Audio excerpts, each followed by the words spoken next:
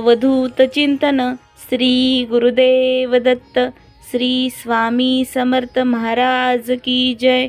नमस्कार प्रिय भक्तांनो, आजपर्यंत ज्या लोकांच्या कानावर हा मंत्र पडला आहे त्या प्रत्येक व्यक्तीला त्याच्या आयुष्यात चमत्कारिक अनुभव पाहायला मिळाले आहेत। श्री दत्तगुरूंचा हा मंत्र अतिशय चमत्कारी आणि शक्तिशाली मानला जातो।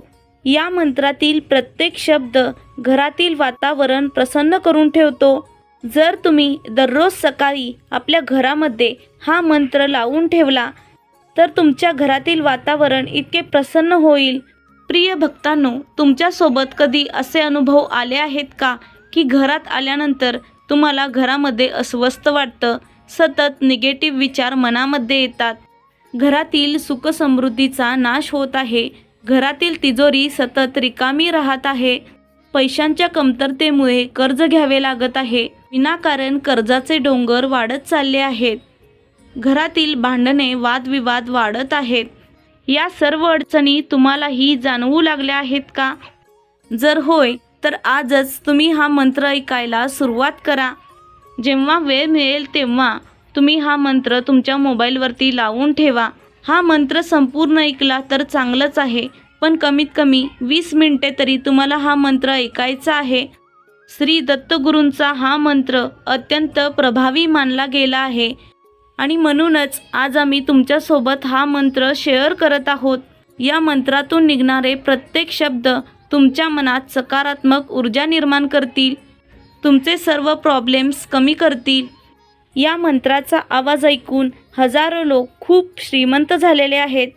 प्रिय भक्तांनो, तुम्ही कधी असा विचार केला आहात का की खूप लोकांना कमी कष्ट करून सुद्धा त्याचं जास्त फळ मिळत असतं। या उलट काही लोक दिवस रात्र कष्ट करून सुद्धा चिंतेत आणि दुःखी असतात।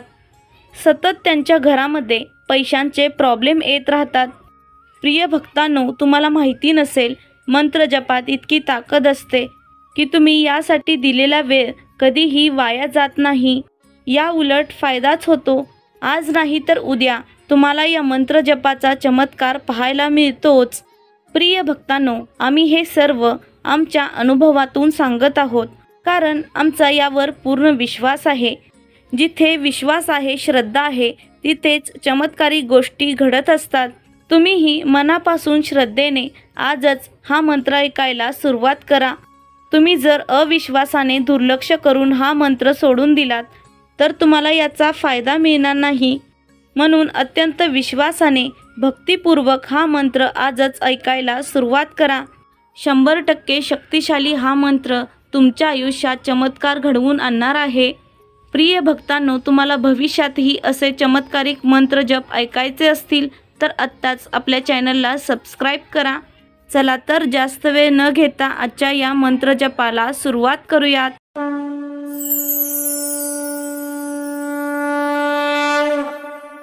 ओम श्री गुरुदत्तात्रय सुख समृद्धी लाभो नमः। ओम श्री गुरुदत्तात्रय सुख समृद्धी लाभो नमः।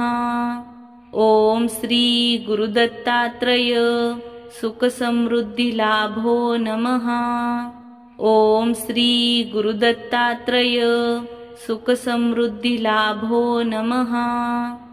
ओम श्री गुरुदत्तात्रय सुख समृद्धी लाभो नमः। ओम श्री गुरुदत्तात्रय सुख समृद्धी लाभो नमः। ओम श्री गुरुदत्तात्रय सुख समृद्धी लाभो नमः। ओम श्री गुरुदत्तात्रय सुख समृद्धी लाभो नमः।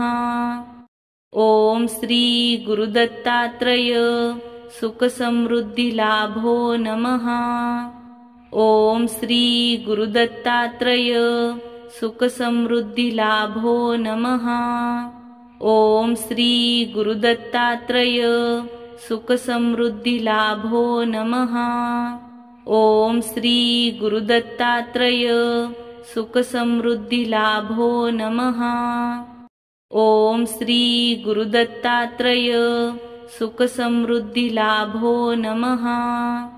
ॐ श्री गुरुदत्तात्रेय सुखसमृद्धिलाभो नमः। ॐ श्री गुरुदत्तात्रेय सुखसमृद्धिलाभो नमः। ॐ श्री गुरुदत्तात्रेय सुखसमृद्धिलाभो नमः। ॐ श्री गुरुदत्तात्रेय सुखसमृद्धिलाभो नमः। ॐ श्री गुरुदत्तात्रेय सुखसमृद्धिलाभो नमः। ॐ श्री गुरुदत्तात्रेय सुखसमृद्धिलाभो नमः। ॐ श्री गुरुदत्तात्रेय सुखसमृद्धिलाभो नमः। ॐ श्री गुरुदत्तात्रेय सुखसमृद्धिलाभो नमः। ॐ श्री गुरुदत्तात्रेय सुखसमृद्धिलाभो नमः। ॐ श्री गुरुदत्तात्रेय सुखसमृद्धिलाभो नमः। ॐ श्री गुरुदत्तात्रेय सुखसमृद्धिलाभो नमः। ॐ श्री गुरुदत्तात्रेय सुखसमृद्धिलाभो नमः। ॐ श्री गुरुदत्तात्रेय सुखसमृद्धिलाभो नमः। ॐ श्री गुरुदत्तात्रेय सुखसमृद्धिलाभो नमः। ॐ श्री गुरुदत्तात्रेय सुखसमृद्धिलाभो नमः। ॐ श्री गुरुदत्तात्रेय सुखसमृद्धिलाभो नमः। ॐ श्री गुरुदत्तात्रेय सुखसमृद्धिलाभो नमः। ॐ श्री गुरुदत्तात्रेय सुखसमृद्धिलाभो नमः। ॐ श्री गुरुदत्तात्रेय सुखसमृद्धिलाभो नमः। ॐ श्री गुरुदत्तात्रेय सुखसमृद्धिलाभो नमः। ॐ श्री गुरुदत्तात्रेय सुखसमृद्धिलाभो नमः। ॐ श्री गुरुदत्तात्रेय सुखसमृद्धिलाभो नमः। ॐ श्री गुरुदत्तात्रेय सुखसमृद्धिलाभो नमः। ॐ श्री गुरुदत्तात्रेय सुखसमृद्धिलाभो नमः। ॐ श्री गुरुदत्तात्रेय सुखसमृद्धिलाभो नमः। ॐ श्री गुरुदत्तात्रेय सुखसमृद्धिलाभो नमः। ॐ श्री गुरुदत्तात्रेय सुखसमृद्धिलाभो नमः। ॐ श्री गुरुदत्तात्रेय सुखसमृद्धिलाभो नमः। ॐ श्री गुरुदत्तात्रेय सुखसमृद्धिलाभो नमः। ॐ श्री गुरुदत्तात्रेय सुखसमृद्धिलाभो नमः। ॐ श्री गुरुदत्तात्रेय सुखसमृद्धिलाभो नमः। ॐ श्री गुरुदत्तात्रेय सुखसमृद्धिलाभो नमः। ॐ श्री गुरुदत्तात्रेय सुखसमृद्धिलाभो नमः। ॐ श्री गुरुदत्तात्रेय सुखसमृद्धिलाभो नमः। ॐ श्री गुरुदत्तात्रेय सुखसमृद्धिलाभो नमः। ॐ श्री गुरुदत्तात्रेय सुखसमृद्धिलाभो नमः। ॐ श्री गुरुदत्तात्रेय सुखसमृद्धिलाभो नमः। ॐ श्री गुरुदत्तात्रेय सुखसमृद्धिलाभो नमः। ॐ श्री गुरुदत्तात्रेय सुखसमृद्धिलाभो नमः। ॐ श्री गुरुदत्तात्रेय सुखसमृद्धिलाभो नमः। ॐ श्री गुरुदत्तात्रेय सुखसमृद्धिलाभो नमः। ॐ श्री गुरुदत्तात्रेय सुखसमृद्धिलाभो नमः। ओम श्री गुरुदत्तात्रय सुखसमृद्धिलाभो नमः। ओम श्री गुरुदत्तात्रय सुखसमृद्धिलाभो नमः। ओम श्री गुरुदत्तात्रय सुखसमृद्धिलाभो नमः। ओम श्री गुरुदत्तात्रय सुखसमृद्धिलाभो नमः। ओम श्री गुरुदत्तात्रय सुखसमृद्धिलाभो नमः। ओम श्री गुरुदत्तात्रय सुखसमृद्धिलाभो नमः। ओम श्री गुरुदत्तात्रय सुखसमृद्धिलाभो नमः। ओम श्री गुरुदत्तात्रय सुखसमृद्धिलाभो नमः। ओम श्री गुरुदत्तात्रय सुखसमृद्धिलाभो नमः। ओम श्री गुरुदत्तात्रय सुखसमृद्धिलाभो नमः। ओम श्री गुरुदत्तात्रय सुखसमृद्धिलाभो नमः। ओम श्री गुरुदत्तात्रय सुखसमृद्धिलाभो नमः। ओम श्री गुरुदत्तात्रय सुखसमृद्धिलाभो नमः। ओम श्री गुरुदत्तात्रय सुखसमृद्धिलाभो नमः। ओम श्री गुरुदत्तात्रय सुखसमृद्धिलाभो नमः। ओम श्री गुरुदत्तात्रय सुखसमृद्धिलाभो नमः। ओम श्री गुरुदत्तात्रय सुखसमृद्धिलाभो नमः। ओम श्री गुरुदत्तात्रय सुखसमृद्धिलाभो नमः।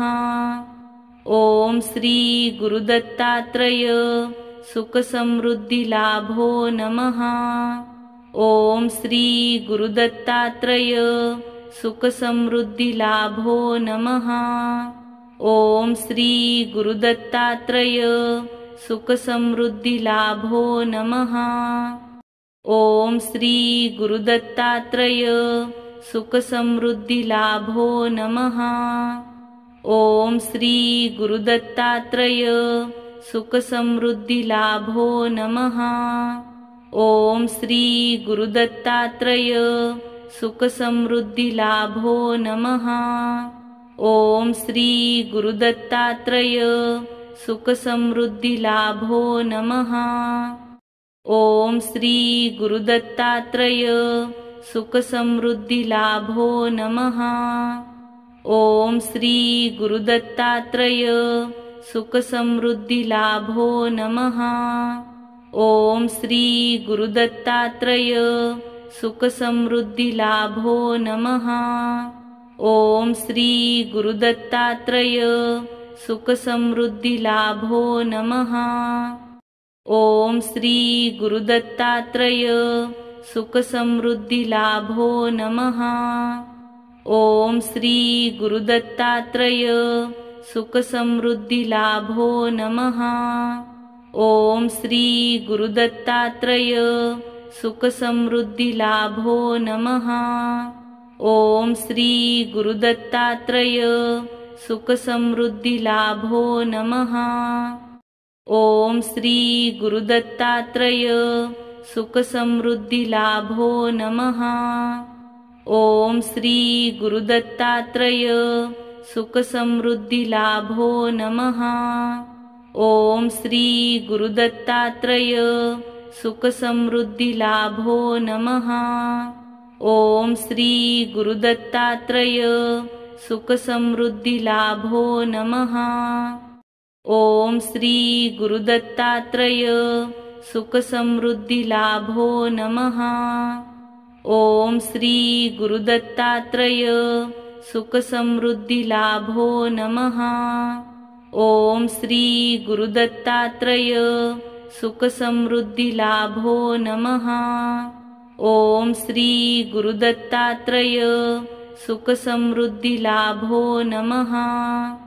ओम श्री गुरुदत्तात्रय सुखसमृद्धिलाभो नमः। ॐ श्री गुरुदत्तात्रेय सुखसमृद्धिलाभो नमः।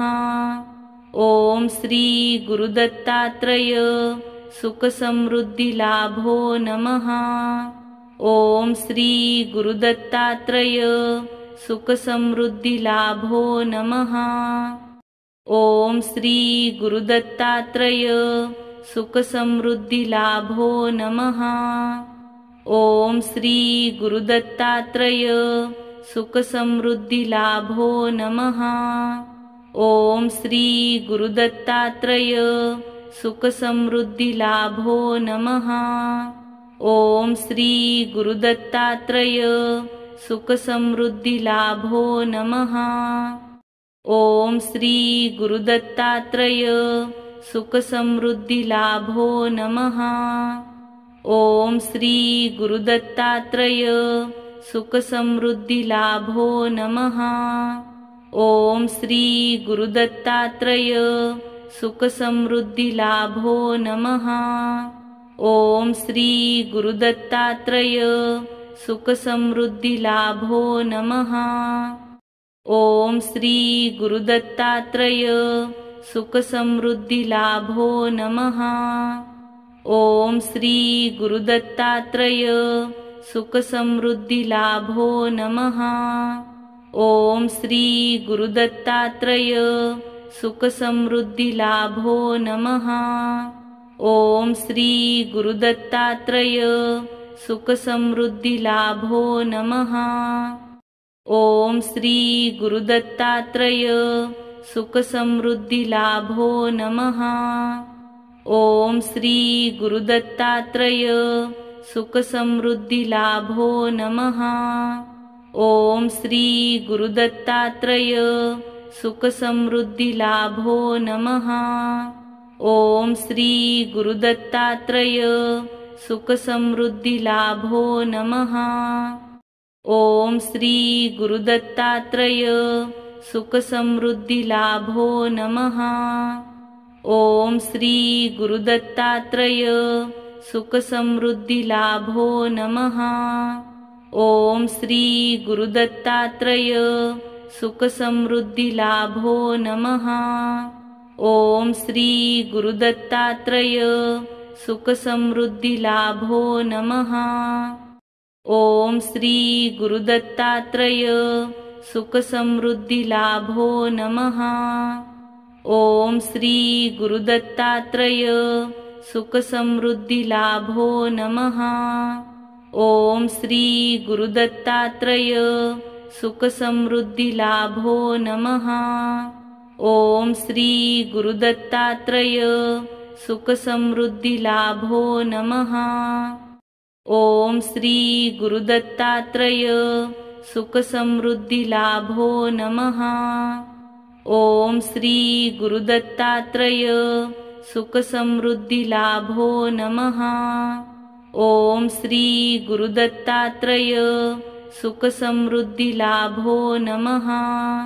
ॐ श्री गुरुदत्तात्रेय सुखसमृद्धिलाभो नमः। ॐ श्री गुरुदत्तात्रेय सुखसमृद्धिलाभो नमः।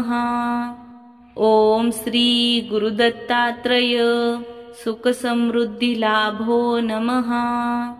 ॐ श्री गुरुदत्तात्रेय सुखसमृद्धिलाभो नमः। ॐ श्री गुरुदत्तात्रेय सुखसमृद्धिलाभो नमः। ॐ श्री गुरुदत्तात्रेय सुखसमृद्धिलाभो नमः। ॐ श्री गुरुदत्तात्रेय सुखसमृद्धिलाभो नमः। ॐ श्री गुरुदत्तात्रेय सुखसमृद्धिलाभो नमः। ॐ श्री गुरुदत्तात्रेय सुखसमृद्धिलाभो नमः। ॐ श्री गुरुदत्तात्रेय सुखसमृद्धिलाभो नमः। ॐ श्री गुरुदत्तात्रेय सुखसमृद्धिलाभो नमः। ॐ श्री गुरुदत्तात्रेय सुखसमृद्धिलाभो नमः। ॐ श्री गुरुदत्तात्रेय सुखसमृद्धिलाभो नमः। ॐ श्री गुरुदत्तात्रेय सुखसमृद्धिलाभो नमः। ॐ श्री गुरुदत्तात्रेय सुखसमृद्धिलाभो नमः। ॐ श्री गुरुदत्तात्रेय सुखसमृद्धिलाभो नमः। ॐ श्री गुरुदत्तात्रेय सुखसमृद्धिलाभो नमः। ॐ श्री गुरुदत्तात्रेय सुखसमृद्धिलाभो नमः। ॐ श्री गुरुदत्तात्रेय सुखसमृद्धिलाभो नमः। ॐ श्री गुरुदत्तात्रेय सुखसमृद्धिलाभो नमः। ॐ श्री गुरुदत्तात्रेय सुखसमृद्धिलाभो नमः। ॐ श्री गुरुदत्तात्रेय सुखसमृद्धिलाभो नमः। ॐ श्री गुरुदत्तात्रेय सुखसमृद्धिलाभो नमः।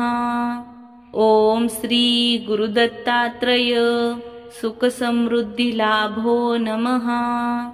ॐ श्री गुरुदत्तात्रेय सुखसमृद्धिलाभो नमः। ॐ श्री गुरुदत्तात्रेय सुखसमृद्धिलाभो नमः। ॐ श्री गुरुदत्तात्रेय सुखसमृद्धिलाभो नमः। ॐ श्री गुरुदत्तात्रेय सुखसमृद्धिलाभो नमः। ॐ श्री गुरुदत्तात्रेय सुखसमृद्धिलाभो नमः। ॐ श्री गुरुदत्तात्रेय सुखसमृद्धिलाभो नमः। ॐ श्री गुरुदत्तात्रेय सुखसमृद्धिलाभो नमः। ॐ श्री गुरुदत्तात्रेय सुखसमृद्धिलाभो नमः। ॐ श्री गुरुदत्तात्रेय सुखसमृद्धिलाभो नमः। ॐ श्री गुरुदत्तात्रेय सुखसमृद्धिलाभो नमः। ॐ श्री गुरुदत्तात्रेय सुखसमृद्धिलाभो नमः। ॐ श्री गुरुदत्तात्रेय सुखसमृद्धिलाभो नमः। ॐ श्री गुरुदत्तात्रेय सुखसमृद्धिलाभो नमः। ॐ श्री गुरुदत्तात्रेय सुखसमृद्धिलाभो नमः। ॐ श्री गुरुदत्तात्रेय सुखसमृद्धिलाभो नमः। ॐ श्री गुरुदत्तात्रेय सुखसमृद्धिलाभो नमः। ॐ श्री गुरुदत्तात्रेय सुखसमृद्धिलाभो नमः। ॐ श्री गुरुदत्तात्रेय सुखसमृद्धिलाभो नमः। ॐ श्री गुरुदत्तात्रेय सुखसमृद्धिलाभो नमः। ॐ श्री गुरुदत्तात्रेय सुखसमृद्धिलाभो नमः। ॐ श्री गुरुदत्तात्रेय सुखसमृद्धिलाभो नमः।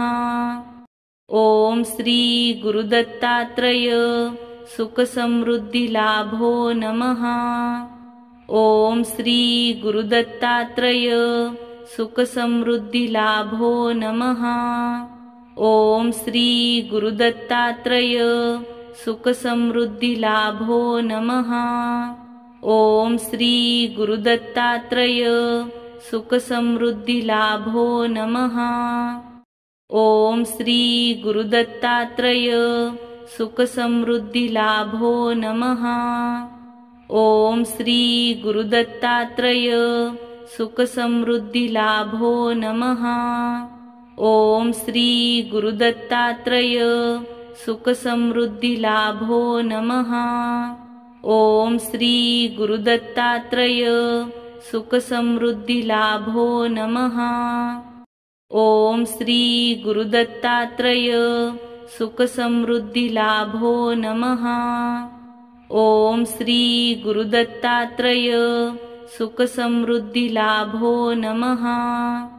ॐ श्री गुरुदत्तात्रेय सुखसमृद्धिलाभो नमः। ॐ श्री गुरुदत्तात्रेय सुखसमृद्धिलाभो नमः। ॐ श्री गुरुदत्तात्रेय सुखसमृद्धिलाभो नमः। ॐ श्री गुरुदत्तात्रेय सुखसमृद्धिलाभो नमः।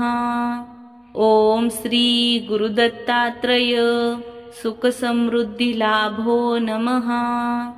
ॐ श्री गुरुदत्तात्रेय सुखसमृद्धिलाभो नमः। ॐ श्री गुरुदत्तात्रेय सुखसमृद्धिलाभो नमः। ॐ श्री गुरुदत्तात्रेय सुखसमृद्धिलाभो नमः। ॐ श्री गुरुदत्तात्रेय सुखसमृद्धिलाभो नमः। ॐ श्री गुरुदत्तात्रेय सुखसमृद्धिलाभो नमः। ॐ श्री गुरुदत्तात्रेय सुखसमृद्धिलाभो नमः। ॐ श्री गुरुदत्तात्रेय सुखसमृद्धिलाभो नमः। ॐ श्री गुरुदत्तात्रेय सुखसमृद्धिलाभो नमः। ॐ श्री गुरुदत्तात्रेय सुखसमृद्धिलाभो नमः। ॐ श्री गुरुदत्तात्रेय सुखसमृद्धिलाभो नमः। ॐ श्री गुरुदत्तात्रेय सुखसमृद्धिलाभो नमः। ॐ श्री गुरुदत्तात्रेय सुखसमृद्धिलाभो नमः। ॐ श्री गुरुदत्तात्रेय सुखसमृद्धिलाभो नमः। ॐ श्री गुरुदत्तात्रेय सुखसमृद्धिलाभो नमः। ॐ श्री गुरुदत्तात्रेय सुखसमृद्धिलाभो नमः। ॐ श्री गुरुदत्तात्रेय सुखसमृद्धिलाभो नमः। ॐ श्री गुरुदत्तात्रेय सुखसमृद्धिलाभो नमः। ॐ श्री गुरुदत्तात्रेय सुखसमृद्धिलाभो नमः। ॐ श्री गुरुदत्तात्रेय सुखसमृद्धिलाभो नमः। ॐ श्री गुरुदत्तात्रेय सुखसमृद्धिलाभो नमः। ॐ श्री गुरुदत्तात्रेय सुखसमृद्धिलाभो नमः। ॐ श्री गुरुदत्तात्रेय सुखसमृद्धिलाभो नमः। ॐ श्री गुरुदत्तात्रेय सुखसमृद्धिलाभो नमः। ॐ श्री गुरुदत्तात्रेय सुखसमृद्धिलाभो नमः। ॐ श्री गुरुदत्तात्रेय सुखसमृद्धिलाभो नमः। ॐ श्री गुरुदत्तात्रेय सुखसमृद्धिलाभो नमः। ॐ श्री गुरुदत्तात्रेय सुखसमृद्धिलाभो नमः। ॐ श्री गुरुदत्तात्रेय सुखसमृद्धिलाभो नमः। ॐ श्री गुरुदत्तात्रेय सुखसमृद्धिलाभो नमः। ॐ श्री गुरुदत्तात्रेय सुखसमृद्धिलाभो नमः। ॐ श्री गुरुदत्तात्रेय सुखसमृद्धिलाभो नमः। ॐ श्री गुरुदत्तात्रेय सुखसमृद्धिलाभो नमः। ॐ श्री गुरुदत्तात्रेय सुखसमृद्धिलाभो नमः। ॐ श्री गुरुदत्तात्रेय सुखसमृद्धिलाभो नमः। ॐ श्री गुरुदत्तात्रेय सुखसमृद्धिलाभो नमः।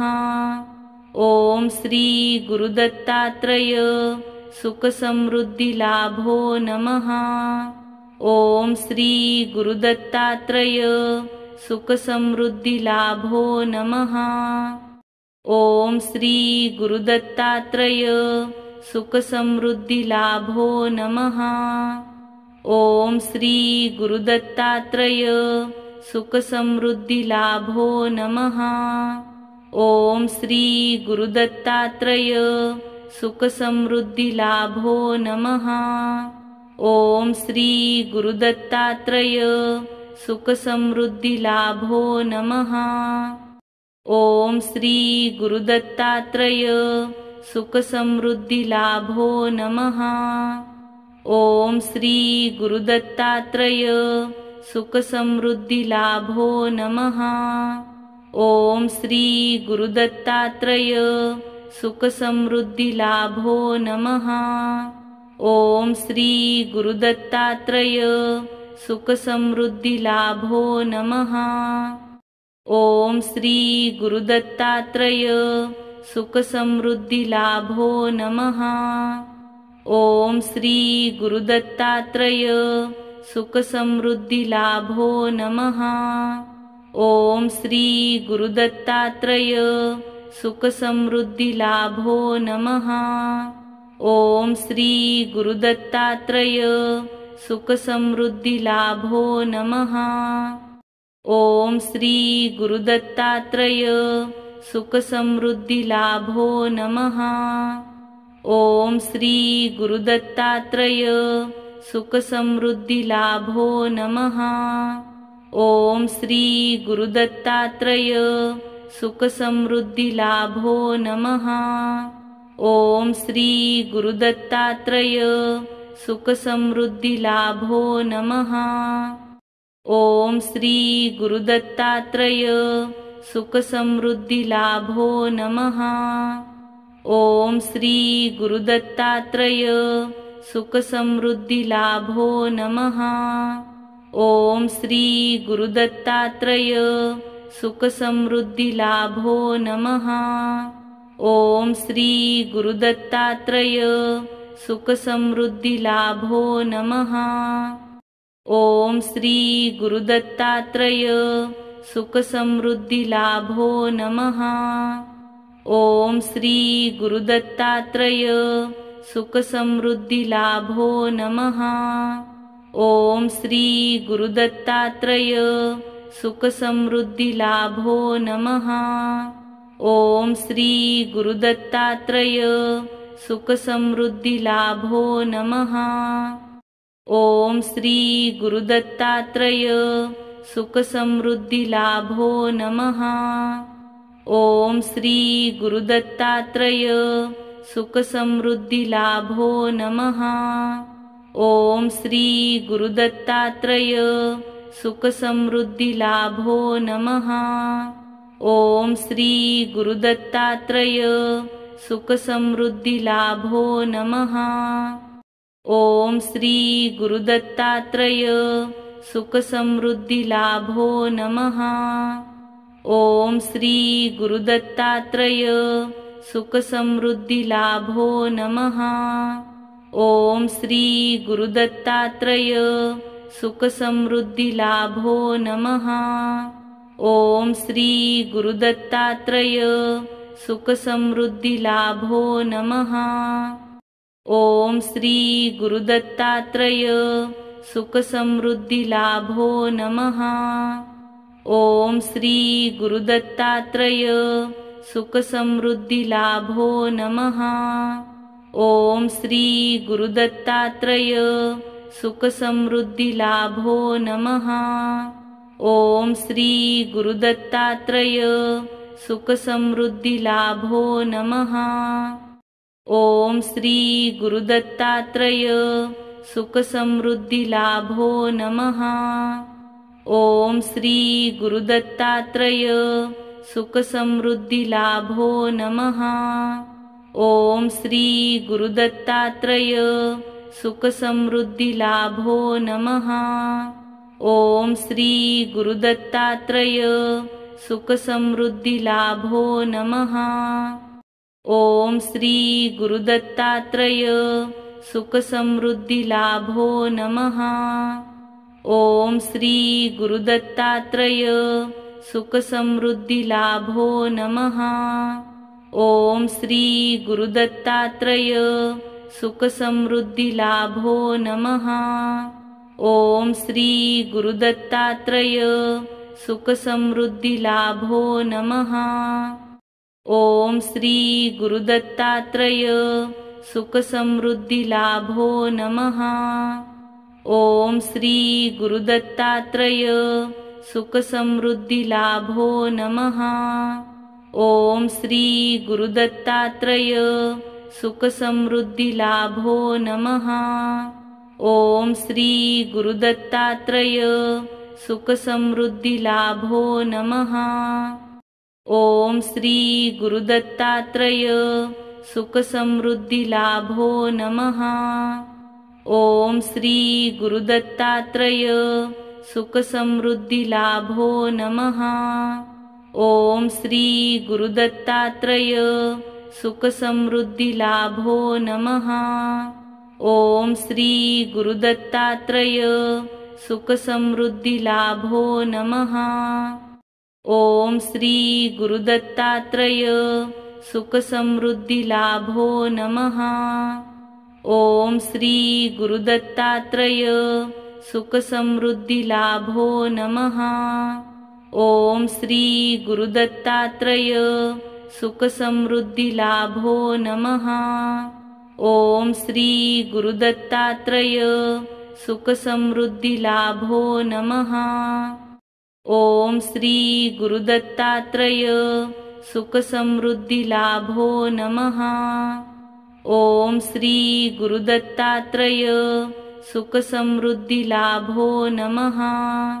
ॐ श्री गुरुदत्तात्रेय सुखसमृद्धिलाभो नमः।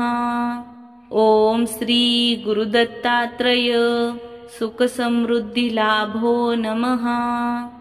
ॐ श्री गुरुदत्तात्रेय सुखसमृद्धिलाभो नमः। ॐ श्री गुरुदत्तात्रेय सुखसमृद्धिलाभो नमः। ॐ श्री गुरुदत्तात्रेय सुखसमृद्धिलाभो नमः।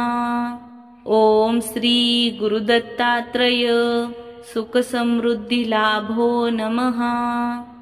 ॐ श्री गुरुदत्तात्रेय सुखसमृद्धिलाभो नमः। ॐ श्री गुरुदत्तात्रेय सुखसमृद्धिलाभो नमः।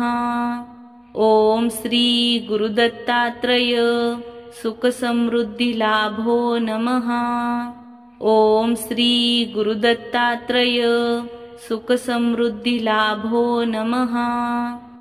ॐ श्री गुरुदत्तात्रेय सुखसमृद्धिलाभो नमः। ॐ श्री गुरुदत्तात्रेय सुखसमृद्धिलाभो नमः। ॐ श्री गुरुदत्तात्रेय सुखसमृद्धिलाभो नमः। ॐ श्री गुरुदत्तात्रेय सुखसमृद्धिलाभो नमः। ॐ श्री गुरुदत्तात्रेय सुखसमृद्धिलाभो नमः। ॐ श्री गुरुदत्तात्रेय सुखसमृद्धिलाभो नमः। ॐ श्री गुरुदत्तात्रेय सुखसमृद्धिलाभो नमः। ॐ श्री गुरुदत्तात्रेय सुखसमृद्धिलाभो नमः। ॐ श्री गुरुदत्तात्रेय सुखसमृद्धिलाभो नमः।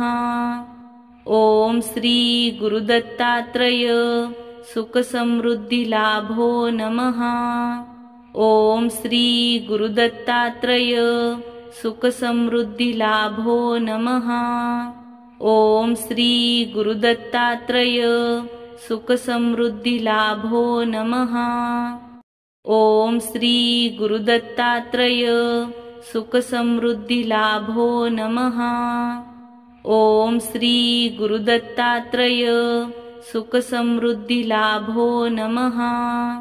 ॐ श्री गुरुदत्तात्रेय सुखसमृद्धिलाभो नमः। ॐ श्री गुरुदत्तात्रेय सुखसमृद्धिलाभो नमः।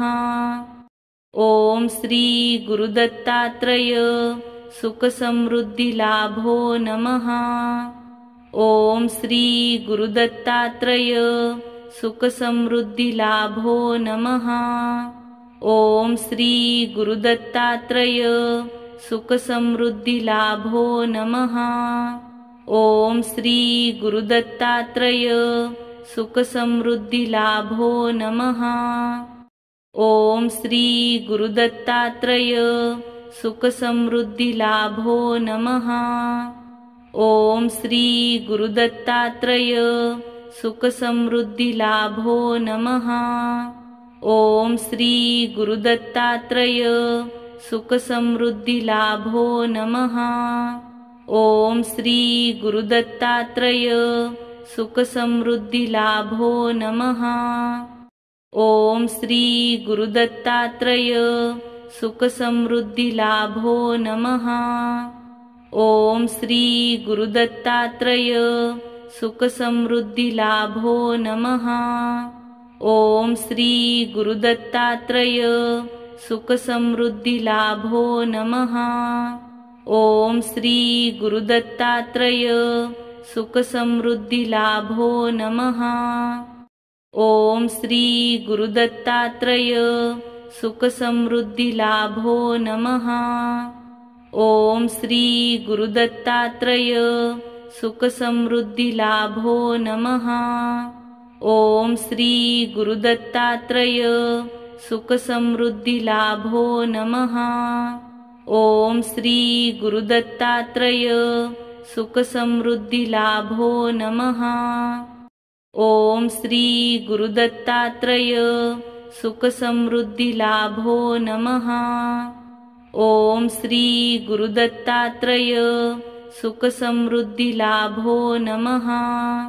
ॐ श्री गुरुदत्तात्रेय सुखसमृद्धिलाभो नमः। ॐ श्री गुरुदत्तात्रेय सुखसमृद्धिलाभो नमः। ॐ श्री गुरुदत्तात्रेय सुखसमृद्धिलाभो नमः। ॐ श्री गुरुदत्तात्रेय सुखसमृद्धिलाभो नमः। ॐ श्री गुरुदत्तात्रेय सुखसमृद्धिलाभो नमः। ॐ श्री गुरुदत्तात्रेय सुखसमृद्धिलाभो नमः। ॐ श्री गुरुदत्तात्रेय सुखसमृद्धिलाभो नमः। ॐ श्री गुरुदत्तात्रेय सुखसमृद्धिलाभो नमः। ॐ श्री गुरुदत्तात्रेय सुखसमृद्धिलाभो नमः। ॐ श्री गुरुदत्तात्रेय सुखसमृद्धिलाभो नमः। ॐ श्री गुरुदत्तात्रेय सुखसमृद्धिलाभो नमः। ॐ श्री गुरुदत्तात्रेय सुखसमृद्धिलाभो नमः। ॐ श्री गुरुदत्तात्रेय सुखसमृद्धिलाभो नमः। ॐ श्री गुरुदत्तात्रेय सुखसमृद्धिलाभो नमः। ॐ श्री गुरुदत्तात्रेय सुखसमृद्धिलाभो नमः। ॐ श्री गुरुदत्तात्रेय सुखसमृद्धिलाभो नमः। ॐ श्री गुरुदत्तात्रेय सुखसमृद्धिलाभो नमः। ॐ श्री गुरुदत्तात्रेय सुखसमृद्धिलाभो नमः। ॐ श्री गुरुदत्तात्रेय सुखसमृद्धिलाभो नमः। ॐ श्री गुरुदत्तात्रेय सुखसमृद्धिलाभो नमः। ॐ श्री गुरुदत्तात्रेय सुखसमृद्धिलाभो नमः। ॐ श्री गुरुदत्तात्रेय सुखसमृद्धिलाभो नमः। ॐ श्री गुरुदत्तात्रेय सुखसमृद्धिलाभो नमः। ॐ श्री गुरुदत्तात्रेय सुखसमृद्धिलाभो नमः। ॐ श्री गुरुदत्तात्रेय सुखसमृद्धिलाभो नमः। ॐ श्री गुरुदत्तात्रेय सुखसमृद्धिलाभो नमः। ॐ श्री गुरुदत्तात्रेय सुखसमृद्धिलाभो नमः। ॐ श्री गुरुदत्तात्रेय सुखसमृद्धिलाभो नमः। ॐ श्री गुरुदत्तात्रेय सुखसमृद्धिलाभो नमः। ॐ श्री गुरुदत्तात्रेय सुखसमृद्धिलाभो नमः। ॐ श्री गुरुदत्तात्रेय सुखसमृद्धिलाभो नमः। ॐ श्री गुरुदत्तात्रेय सुखसमृद्धिलाभो नमः। ॐ श्री गुरुदत्तात्रेय सुखसमृद्धिलाभो नमः। ॐ श्री गुरुदत्तात्रेय सुखसमृद्धिलाभो नमः। ॐ श्री गुरुदत्तात्रेय सुखसमृद्धिलाभो नमः। ॐ श्री गुरुदत्तात्रेय सुखसमृद्धिलाभो नमः। ॐ श्री गुरुदत्तात्रेय सुखसमृद्धिलाभो नमः। ॐ श्री गुरुदत्तात्रेय सुखसमृद्धिलाभो नमः। ॐ श्री गुरुदत्तात्रेय सुखसमृद्धिलाभो नमः। ॐ श्री गुरुदत्तात्रेय सुखसमृद्धिलाभो नमः। ॐ श्री गुरुदत्तात्रेय सुखसमृद्धिलाभो नमः। ॐ श्री गुरुदत्तात्रेय सुखसमृद्धिलाभो नमः। ॐ श्री गुरुदत्तात्रेय सुखसमृद्धिलाभो नमः। ॐ श्री गुरुदत्तात्रेय सुखसमृद्धिलाभो नमः। ॐ श्री गुरुदत्तात्रेय सुखसमृद्धिलाभो नमः। ॐ श्री गुरुदत्तात्रेय सुखसमृद्धिलाभो नमः। ॐ श्री गुरुदत्तात्रेय सुखसमृद्धिलाभो नमः।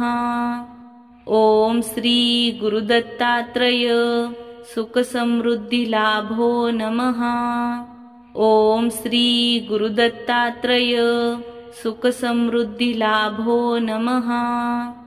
ॐ श्री गुरुदत्तात्रेय सुखसमृद्धिलाभो नमः। ॐ श्री गुरुदत्तात्रेय सुखसमृद्धिलाभो नमः। ॐ श्री गुरुदत्तात्रेय सुखसमृद्धिलाभो नमः। ॐ श्री गुरुदत्तात्रेय सुखसमृद्धिलाभो नमः। ॐ श्री गुरुदत्तात्रेय सुखसमृद्धिलाभो नमः। ॐ श्री गुरुदत्तात्रेय सुखसमृद्धिलाभो नमः। ॐ श्री गुरुदत्तात्रेय सुखसमृद्धिलाभो नमः। ॐ श्री गुरुदत्तात्रेय सुखसमृद्धिलाभो नमः। ॐ श्री गुरुदत्तात्रेय सुखसमृद्धिलाभो नमः। ॐ श्री गुरुदत्तात्रेय सुखसमृद्धिलाभो नमः। ॐ श्री गुरुदत्तात्रेय सुखसमृद्धिलाभो नमः। ॐ श्री गुरुदत्तात्रेय सुखसमृद्धिलाभो नमः। ॐ श्री गुरुदत्तात्रेय सुखसमृद्धिलाभो नमः। ॐ श्री गुरुदत्तात्रेय सुखसमृद्धिलाभो नमः। ॐ श्री गुरुदत्तात्रेय सुखसमृद्धिलाभो नमः। ॐ श्री गुरुदत्तात्रेय सुखसमृद्धिलाभो नमः। ॐ श्री गुरुदत्तात्रेय सुखसमृद्धिलाभो नमः। ॐ श्री गुरुदत्तात्रेय सुखसमृद्धिलाभो नमः। ॐ श्री गुरुदत्तात्रेय सुखसमृद्धिलाभो नमः। ॐ श्री गुरुदत्तात्रेय सुखसमृद्धिलाभो नमः। ॐ श्री गुरुदत्तात्रेय सुखसमृद्धिलाभो नमः। ॐ श्री गुरुदत्तात्रेय सुखसमृद्धिलाभो नमः। ॐ श्री गुरुदत्तात्रेय सुखसमृद्धिलाभो नमः। ॐ श्री गुरुदत्तात्रेय सुखसमृद्धिलाभो नमः। ॐ श्री गुरुदत्तात्रेय सुखसमृद्धिलाभो नमः।